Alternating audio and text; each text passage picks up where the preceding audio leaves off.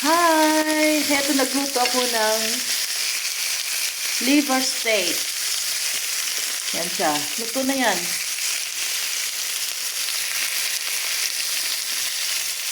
Ito yung liver. Nilagyan ko na siya ng pepper, salt. Nalagyan ko sa, ginisak siya sa olive na mantika, olive oil.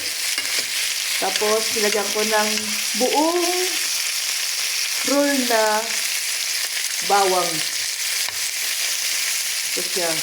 Hindi ko dinurog yung bawang, buong buo talaga, isang bowl na bawang. Sinadya ko talaga yan. Saka isang buong malaking sibuyas ang nilagay ko at cucumber. Yan siya. Di ba kinakain lang itong salad, pero nag-experiment ako na half cook ang pagkaluto. Tapos nilagyan ko siya nitong beans, green beans. Dahil luto na siya, ipabaw ko yung green beans sa aking niluluto ngayon. Kailangan ang beans half cook lang din ang pagkaluto niya para crunch kapag kinain. Niluto ko muna yung liver. Ito, luto na yan. At ilagay ko yung buong bawang para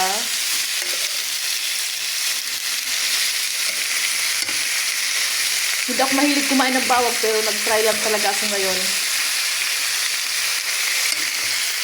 Nag-experiment ako ng maraming bawang ang nilagay ko na buo, hindi dinuro na bawang. So, yan siya. So, in 5 minutes, luto na yan. Tatakipan sandali. So, friends. Ito.